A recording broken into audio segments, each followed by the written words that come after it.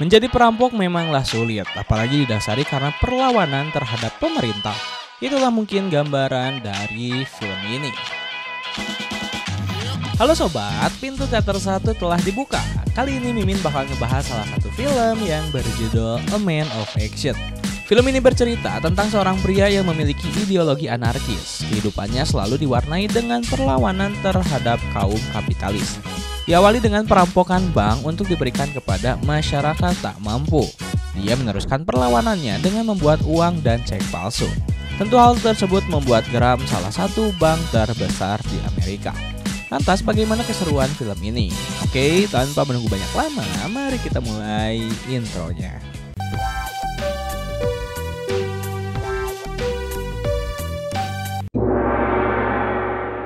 Di tahun 1962, di sebuah bandara Paris, terlihat satu pria bernama Lucio. Ia bersama dengan satu wanita bernama Anna. Mereka terlihat sedang merencanakan sesuatu.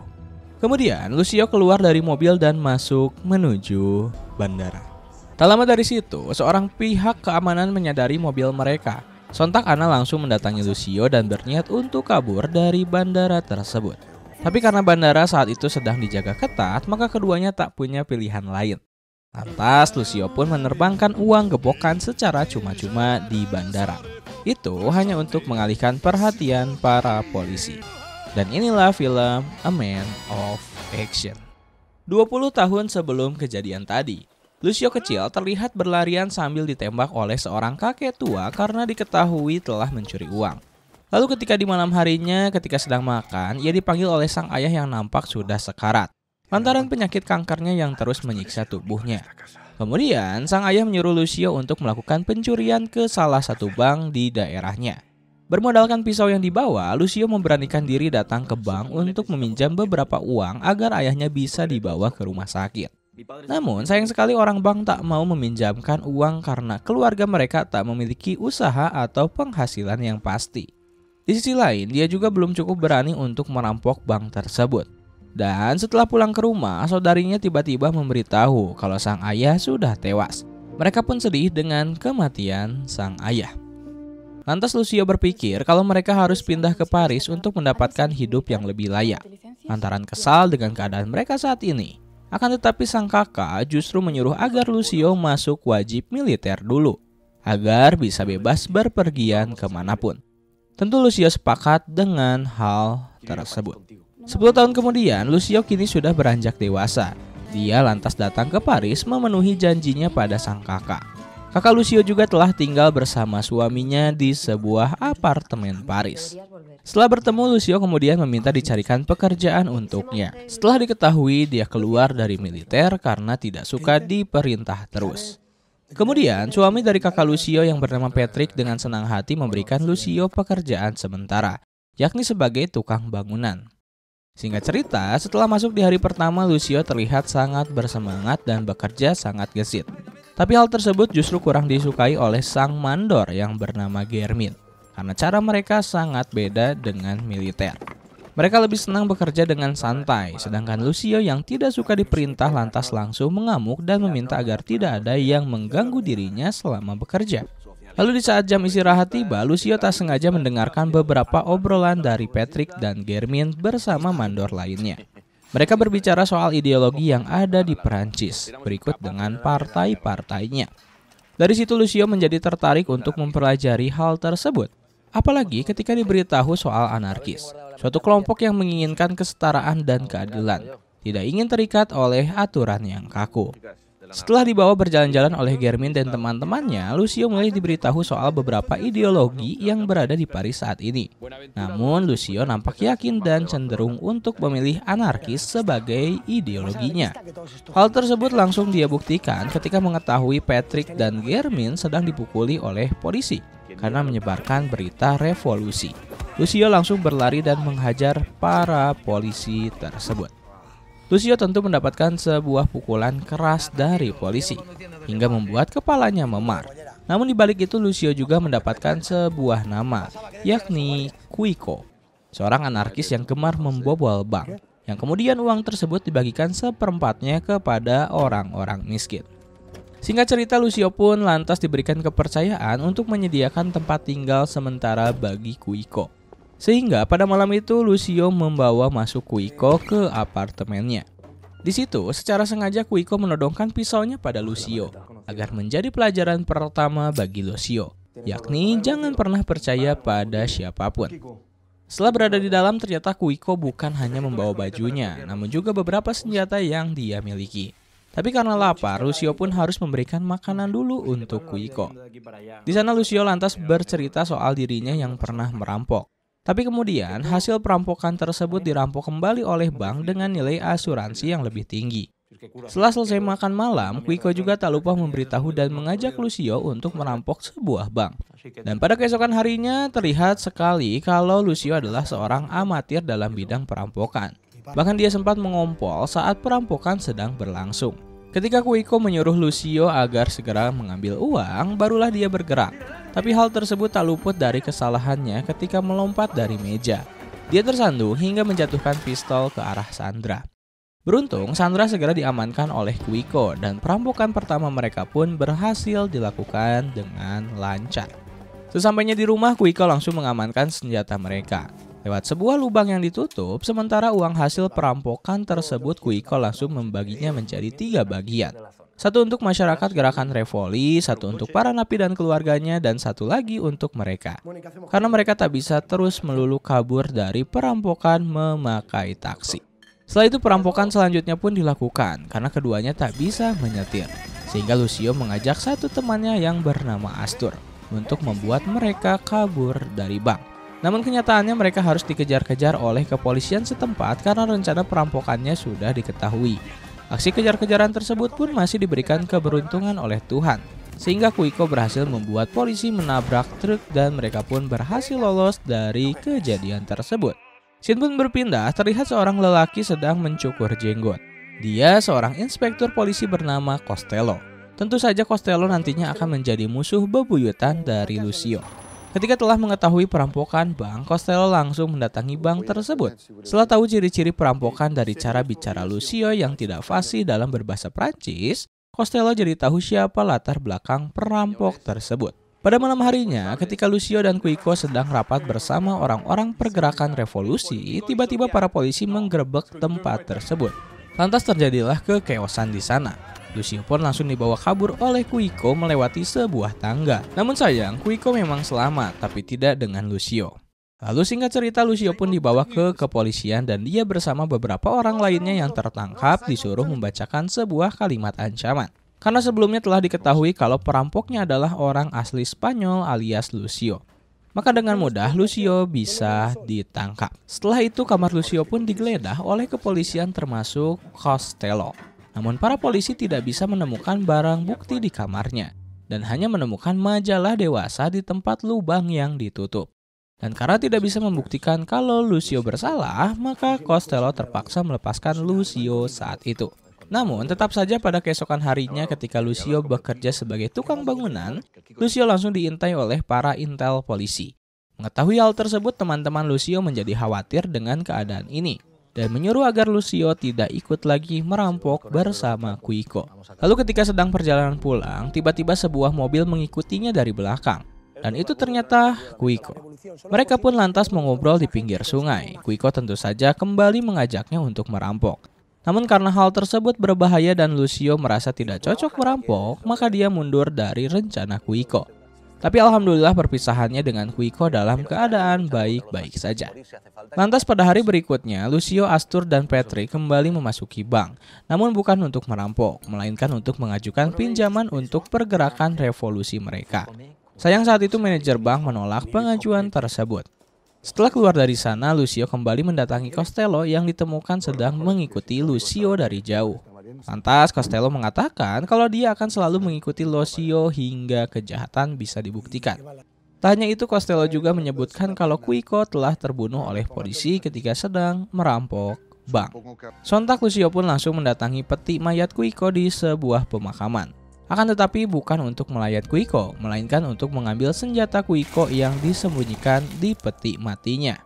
Dari situ kita bisa mengetahui kalau Lucio dan teman-temannya akan merencanakan perampokan bank untuk mendiang Quico, sosok anarkisme yang menginspirasi mereka. Pada saat perampokan berlangsung, Lucio dan teman-temannya terlihat sangat lihai dan berhasil merampok bank itu. Lalu hasil dari perampokan langsung mereka belanjakan untuk membeli sebuah toko percetakan. Bersama dengan Astur, Lucio juga segera merekrut seorang wanita parubaya bertubuh mungil. Dia bernama Mija dan pandai mencetak apapun, terlebih bisa dipercaya. Tak lama dari situ seorang kawan Lucio mendatanginya. Tentu saja dia kesal dengan perbuatan Lucio. Tapi tak bisa dipungkiri mesin percetakan kini telah dimiliki oleh Lucio.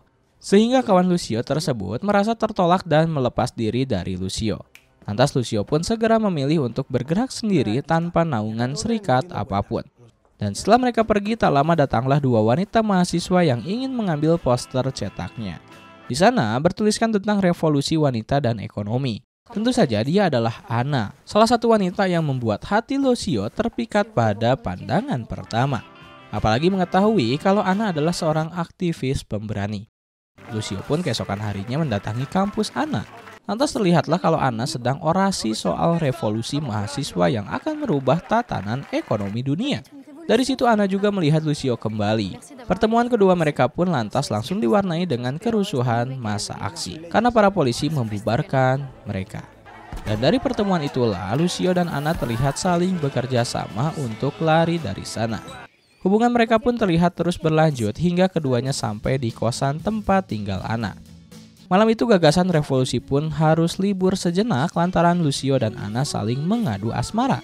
Di sela-sela itu Lucio sempat berdiskusi soal idealis mereka. Dan pada keesokan harinya terlihat Anna dan Lucio saling bermesraan di jalanan. Sementara dari kejauhan tampaknya Inspektur Costello bersama anak buahnya sedang membuntuti kemana dan apa kegiatan Lucio. Scene kemudian berlanjut di mana Lucio dan yang lainnya sedang berada di percetakan. Lantas mereka disuguhkan oleh berita yang mengatakan kalau Amerika sedang melakukan peperangan dengan Kuba yang dipimpin oleh Che Guevara. Tentu saja Lucio ingin ikut andil di dalamnya dalam rangka menjatuhkan kaum kapitalis Amerika. Di sela itu Mija sempat memberitahu kalau dia bisa mencetak apa saja termasuk uang dan paspor, asalkan ada besi pencetaknya. Mengetahui hal tersebut, Lucio bersama Anna langsung mendatangi Patrick dan meminta agar membuat percetakan uang dolar. Karena dia tahu kalau Patrick adalah orang yang ahli dalam seni percetakan logam. Setelah bernegosiasi cukup panjang, akhirnya Patrick atau suami dari kakak Lucio setuju dengan syarat tidak boleh memberitahu hal ini kepada istri Patrick. Singkat cerita mulailah mereka membuat contoh cetakan pertamanya. Dan setelah mencoba membuat beberapa lembar dolar, Lucio dan Anna langsung mendatangi suatu bank untuk kemudian ditukarkan dengan mata uang Prancis alias French. Dan benar saja uang dolar palsu itu tidak bisa dibedakan oleh orang bank dan hanya bisa terbongkar oleh para ahli. Sehingga dari situ Lucio dan Anna langsung membagikan beberapa lembar uang mereka kepada masyarakat yang membutuhkan. Namun kegiatan tersebut tak lepas dari pengawasan Costello. Di hari selanjutnya, karena telah memiliki sebuah ide cemerlang, Lucio lantas mencoba untuk mendatangi kedubes Kuba di Prancis. Dengan niat ingin bertemu dengan Che Guevara dan bekerja sama untuk menjatuhkan Amerika. Lantas ide tersebut disambut baik oleh kedubes Kuba. Singkat cerita, Lucio langsung dipanggil ke Bandara Paris di hari selanjutnya untuk menemui Che Guevara yang sedang berada di sana. Lantas ketika bertemu dengan Che, dia mempresentasikan rencananya. Sayang seribu sayang, gagasan revolusi itu ditolak oleh Che. Karena dengan hal itu saja Amerika tidak akan runtuh. Dia menganalogikan kalau gajah tidak bisa dikalahkan oleh kutu. Dan setelah keluar dari bandara, scene pun kembali seperti di awal film. Namun kali ini, Lucio tampak kurang beruntung. Dia harus tertangkap di depan lobi bandara karena tuduhan pemberontakan kepada pemerintah. Dari situ Lucio harus menelan beberapa waktunya di penjara sambil berpikir bagaimana caranya dia bisa keluar dari sana dengan cepat. Di selang itu dia juga bertemu dengan salah seorang temannya yang bernama Gote. Dan karena karakter Lucio yang senantiasa melawan, Gote pernah dia selamatkan dari kematian. Dari situ Gote pun berhutang budi pada Lucio. Selanjutnya Lucio dipertemukan dengan seorang pengacara yang bernama Thierry. Dia dikenalkan oleh Anna dan Thierry berjanji kalau dia akan mengeluarkan Lucio dalam waktu 1 minggu. Namun sayang pada kenyataannya Lucio sudah berbulan-bulan tak kunjung keluar dari penjara. Dan ketika mendapatkan surat keterangan bebas bersyarat, Anna ternyata sudah melahirkan seorang anak perempuan dari Lucio. Scene pun lantas langsung loncat pada 8 tahun kemudian, di mana Lucio masih bekerja sebagai tukang bangunan. Namun kali ini bayarannya cukup berbeda, dia diberikan sebuah surat cek dan sudah tak lagi menggunakan uang kertas. Singkat cerita, ketika Lucio bersama sang anak dan Anna sedang berbelanja di minimarket, ternyata uang yang ada di dompetnya kurang untuk membayar belanjaannya. Sehingga terpaksa dia mengeluarkan kertas cek tersebut. Dan dari situlah Lucio mendapatkan ide yang cemerlang lagi, yakni memalsukan uang cek. Apalagi cek tersebut dikeluarkan dari Bank Century, salah satu bank terbesar di Amerika. Lantas Lucio bersama rekan lainnya langsung mencetak cek dengan nilai yang cukup besar. Mereka yakin kalau mencetak cek akan lebih mudah ketimbang harus mencetak uang dolar ataupun paspor palsu. Setelah beberapa percobaan dilakukan, kertas cek kemudian berhasil mendapatkan tingkat kemiripan yang sempurna dengan aslinya. Namun kabar gembira tersebut tiba-tiba harus pudar karena Anna sekarang sudah tidak mau terlibat dalam gerakan revolusi Lucio. Dia lebih memilih untuk bekerja di salah satu perusahaan. Diketahui juga saat itu Anna mendapatkan tawaran kerja dan gaji yang cukup besar di negara Bolivia. Lucio sendiri lebih memilih untuk membagikan cek palsu tersebut ke para masyarakat dan anggota revolusi. Namun kali ini pergerakan mereka lebih tersistematis. Mereka harus menyebar ke beberapa kota dan mencairkan cek secara bersamaan di setiap bank berbeda di Perancis. Singkat cerita, ide cemerlang itu berhasil dilakukan oleh Lucio. Namun tentu saja hal tersebut tak luput dari perhatian Bank Century di Amerika. Mereka segera mengetahui bahwa ada cek palsu yang beredar di setiap bank Prancis. Maka dari itu, seorang pria bernama Barrow sebagai kepala keamanan bank langsung ditugaskan untuk menyelesaikan kasus tersebut ke Prancis. Jika tidak, maka Bank Amerika akan memasuki bencana besar alias bangkrut. Singkat cerita, Barrow pun langsung menemui Costello. Dia meminta agar Lucio segera ditangkap atas tuduhan pemalsuan cek. Tentu saja, bukti cek palsunya telah Barrow bawa. Sehingga dengan singkat Costello segera mendatangi Lucio yang hendak pergi bersama keluarga. Namun ketika didatangi, Lucio dengan santai mengatakan jika dia bukanlah pelakunya, karena Lucio sudah insaf dan taubat dari dunia persilatan. Mendengar pernyataan tersebut, Costello pun tak bisa berbuat lebih. Akan tetapi hal itu justru menyebabkan keluarga Lucio dan dirinya diikuti kembali oleh Intel. Sementara Anna, dia sudah tidak mau melihat Lucio diserang terus-menerus sehingga mengajaknya agar ikut ke Bolivia. Namun Lucio tetap enggan dan berjanji akan menyusul jika kapitalis telah runtuh. Pada keesokan harinya, Costello bersama Barrow terlihat sedang mengikuti aktivitas Lucio. Namun nampaknya Lucio hanya sedang bekerja sebagai tukang bangunan biasa. Awalnya, Barrow tak menyangka kalau Lucio yang disebut kutu itu adalah akar dari pemalsuan cek. Namun Costello menjelaskan Lucio adalah orang yang sangat berhati-hati dalam melakukan perlawanan kepada pemerintah dan sulit ditangkap. Di hari selanjutnya, Lucio terlihat sedang merayakan ulang tahun anaknya bersama dengan beberapa teman-temannya yang setia pada Lucio. Di situ lagi-lagi Anna membahas soal Bolivia. Tentu saja hal tersebut membuat Lucio menjadi tidak nyaman. Apalagi mengetahui kalau Anna dan anaknya akan segera berangkat minggu depan. Setelah itu Lucio pun cabut dari rumah dengan cara mengendap-endap agar polisi tak mengikutinya. Dia mengumpulkan Patrick dan yang lainnya untuk membicarakan soal sisa cek yang masih ada. Tapi mereka tak bisa menukarkannya lagi sekarang, lantaran bank sudah mengetahui trik tersebut. Sehingga Lucio berniat untuk menjual pada satu orang yang ingin membeli kertas-kertas cek itu. Lantas, singkat cerita, Lucio pun mendatangi teman lamanya di penjara alias Gote. Dia meminta bantuan agar dicarikan pembeli ceknya. Tentu saja Gote mau membantu Lucio. Kemudian ketika hari pertemuan dengan pembeli tiba, Lucio ditemani Astur langsung memperlihatkan cek palsu itu. Tanpa pikir panjang, pria tersebut lantas segera memberikan jadwal pertukaran dengan uang pada mereka. Sesampainya pulang ke rumah, tiba-tiba Lucio dikagetkan dengan kehadiran sang kakak di rumah. Kakaknya pun langsung memarahi Lucio lantaran dia sudah membuat semua orang dalam bahaya. Terlebih mereka diikuti terus oleh polisi. Di keesokan harinya, Anna yang hendak pergi siang nanti tiba-tiba diajak kembali oleh Lucio untuk melancarkan aksi mereka sekali lagi. Tentunya seperti dulu. Namun keputusan Anna sudah bulat sehingga Lucio harus menyelesaikan rencananya sendiri. Kemudian setelah beberapa waktu berlalu, Lucio dan Astur pun janjian dengan si pembeli di suatu kafe. Tak lama sang pembeli pun datang dan ketika itu Lucio sempat berpikir ulang agar menggagalkan rencana tersebut. Tapi rencana tetaplah rencana dan harus dijalankan sehingga nasib sial pun menimpa lagi dirinya. Dia harus didekap kembali oleh polisi dan masuk ke dalam sel penjara. Kehabisan akal, Lucio terus berupaya agar bisa keluar dengan segera dari penjara. Apalagi dia sedih ketika menerima surat dari sang istri ketika dia merindukan Lucio. Lalu di hari selanjutnya sidang putusan pun tiba. Tapi Lucio juga telah memiliki rencana dengan Thierry agar dia bisa tetap bebas dari tuntutan. Benar saja, strategi Thierry membuahkan hasil yang baik. Dia berhasil bebas karena hakim tak punya pilihan lain. Sedangkan Costello sendiri, dia lebih memilih untuk main bersih dengan Lucio dibandingkan harus memakai cara kotor bersama Boro. Dan pada malam harinya, saat Lucio pulang, dia mendapati ada satu peluru yang menempel di pintunya.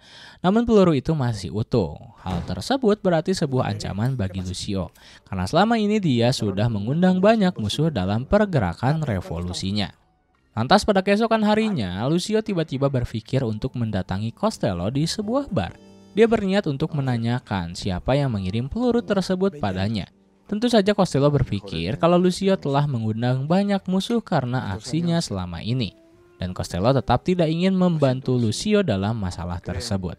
Namun Costello menitipkan kalau Lucio harus membuat masalah ini bisa tuntas secepatnya. Lucio pun belum kehabisan akal. Dia sekarang berencana untuk pergi dan mengecoh para intel polisi. Kemudian mengambil cetakan kertas cek dan mencetak ulang untuk terakhir kalinya dan untuk dibagikan ke seluruh masyarakat lapisan bawah. Keesokan harinya dia pun terbangun di rumah salah satu sahabat Lucio. Tapi di sisi lain, bank-bank di beberapa negara Eropa tiba-tiba kedatangan cek palsu lagi. Tentunya Boro langsung dibuat stres karena mengetahui hal tersebut. Sementara itu Lucio dengan sengaja pergi ke telepon umum untuk menghubungi Ana di Bolivia. Dia hanya ingin mengetahui kabar tentang keluarganya di sana.